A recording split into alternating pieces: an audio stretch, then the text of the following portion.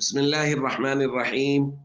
عن جابر رضي الله تعالى عنه قال قال رسول الله صلى الله تعالى عليه وسلم: ما من أحد يدعو بدعاء إلا آتاه الله ما سأل أو كف عنه من السوء مثله ما لم يدعو بإثم أو قطيعة رحم. رواہ الترمذی۔ نبی کریم صلی اللہ علیہ وسلم نے ارشاد فرمایا، جو بندہ اللہ سے دعا مانگتا ہے اللہ اسے یا تو اس کی مانگی ہوئی چیز دے دیتا ہے یا اس دعا کے نتیجے میں اس دعا کی مثل اس پر آئی ہوئی برائی اور مصیبت کو دور کر دیتا ہے،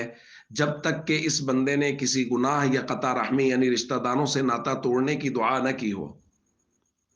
اسی مضمون کو نبی کریم صلی اللہ علیہ وسلم نے دوسری جگہ اس طرح بیان فرمایا: ما من رجل يدعو اللہ بدعاء الا استجیب لہ،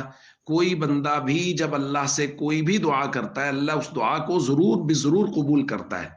اب قبولیت کی ایک صورت یہ ہے فَإِمَّا أَن يُعَجِّلَ فِي الدُّنْيَا، یا تو یہ ہے کہ اسی دعا کو جو وہ مانگ رہا ہے وہی چیز اس کو دنیا میں عطا کر دی جاتی ہے، وَإِمَّا أَن يَدَّخِرَ لَهُ فِي الْآخِرَةِ، یا یہ ہے کہ اللہ اس کے لیے یہ دعا آخرت میں ذخیرہ کر لیتا ہے۔ تو دوستو،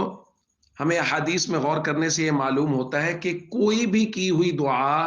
وہ کبھی بھی رد نہیں ہوتی۔ ایسا نہیں ہوتا کہ دعا کا کوئی فائدہ نہ ہو، یا تو وہی بات جو مانگا وہی عطا کر دیا گیا، الا آتاہ اللہ ما سأل، جو مانگا وہی دے دیا۔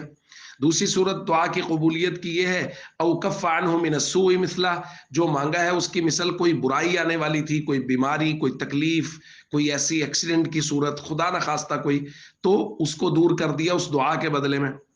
یا آخری صورت یہ ہے وَإِمَّا أَن يَدَّخِرَ لَهُ فِي الْآخِرَةِ، کہ وہ دعا اس کے لیے آخرت میں ذخیرہ ہو جاتی ہے اور قیامت والے دن ان دعاؤں کی وجہ سے اس کے درجات بلند ہوں گے۔ تو ہر صورت میں دعا فائدہ مند ہی فائدہ مند ہے۔ اپنی عاجزی اور انکساری اللہ کے سامنے رکھیں، آہوزاری کے ساتھ اللہ سے دعا مانگیں اور اس یقین کے ساتھ مانگیں کہ جب دعا کے لیے ہاتھ اٹھیں گے وہ کبھی بھی خالی واپس نہیں لوٹیں گے، یا تو وہی ملے گا جو مانگا یا اس کے بدلے میں کوئی تکلیف مصیبت دور ہوگی، نہیں تو یہ سب سے اچھی بات یہ ہے کہ وہ دعا ہمارے لیے آخرت میں ذخیرہ ہو جائے گی۔